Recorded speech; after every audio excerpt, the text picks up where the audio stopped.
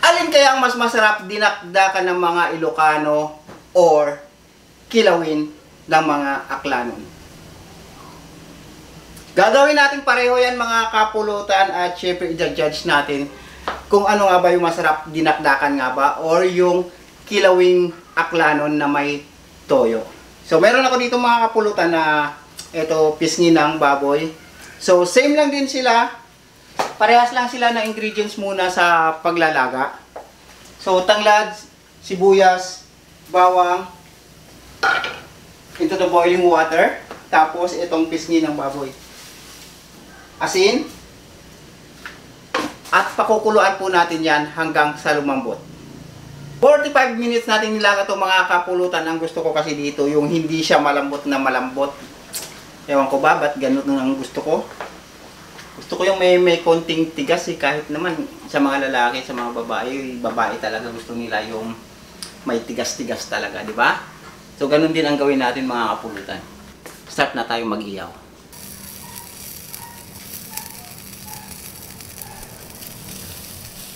Siyempre, meron niyang atay.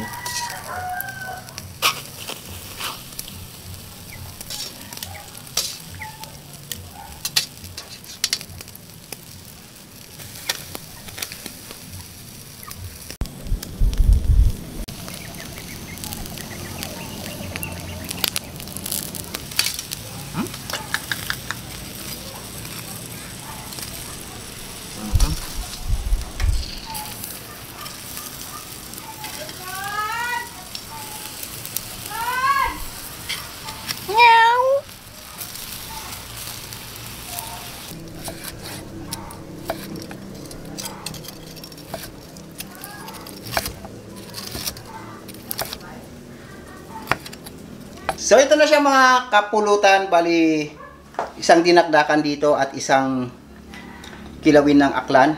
Atay, lalagyan natin parehas atay. So kahit ano na, kahit saan dyan, lagyan lang natin. Kumpletos, ricados. Pagkakaiba lang, itong dinakdakan, lalagyan natin ng sukang Iloko. Lalagay din tayo ng mayonnaise. Kailangan yung mayonnaise natin mga kapulutan ilalagay. Yung hindi siya matamis. May mayonnaise kasi na masyado pong matamis. Lagyan din natin ng asin yan.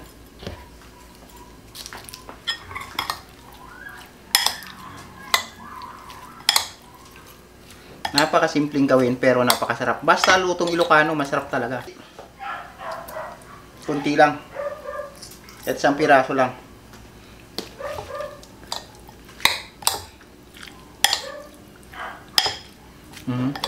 Yan.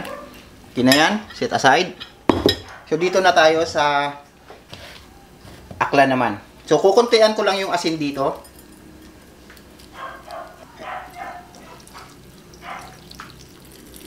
Yan. Ubusin na natin. Suka. Toyo, kalamansi,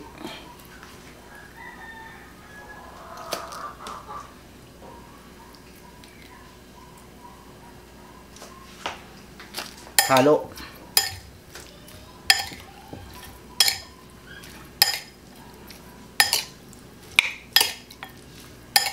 dinakdakan ng mga Ilocano versus kilawin ng mga taga-Aklan. So ito yung kilawin ng taga-Aklan mga kapulutan, may sabaw-sabaw siya na may toyo. So, hindi ko alam. Panunahin ko dito. Maglalagay ako sa bawat plato siguro, sa bawat. Ang ganda ng kulay ng actually ng dinakdakan. So first, magdinakdakan tayo para sa mga kababayan nating Ilocano. Ayan.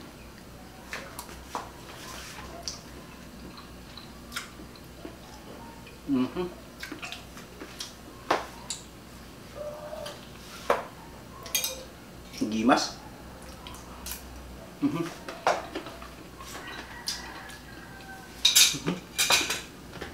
Mm. So,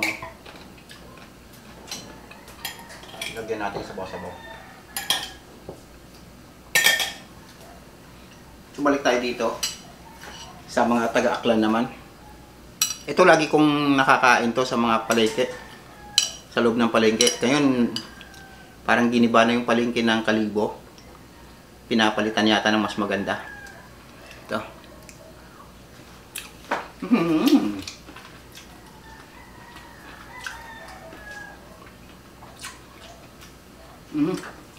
Ito talaga. Halos pwede pang ulam.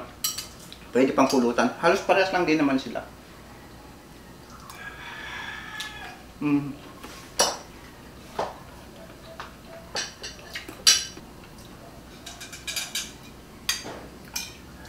Dinakdakan.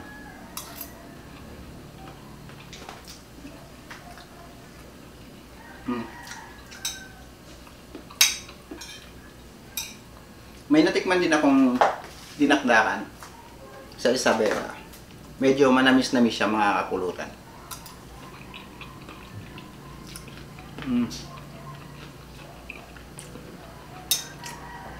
Ang sarap talaga kainin nito.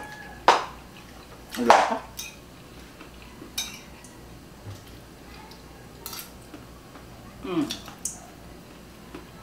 Naman tayo. Ay, grabe. Nakatamis din.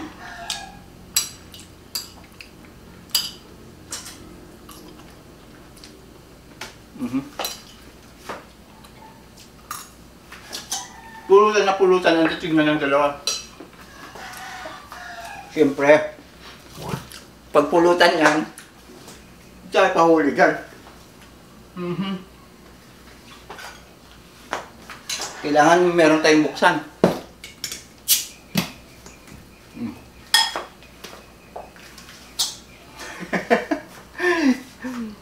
Toast to the one that never heals.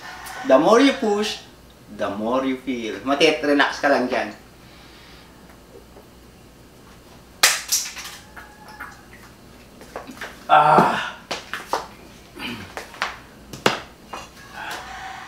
Tapos tumagay ng malamig na beer. Magdinaklakan.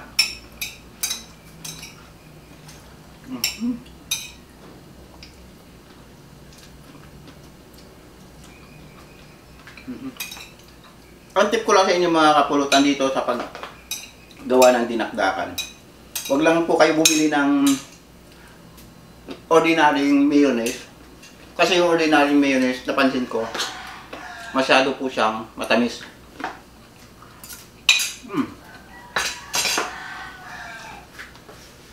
Para sa mga Ilocano.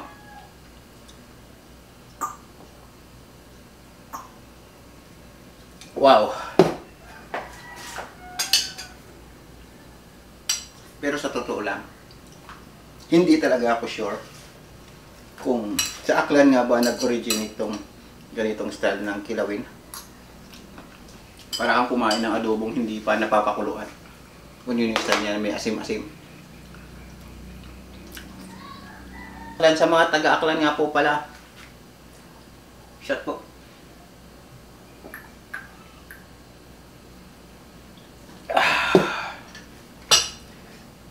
Bye.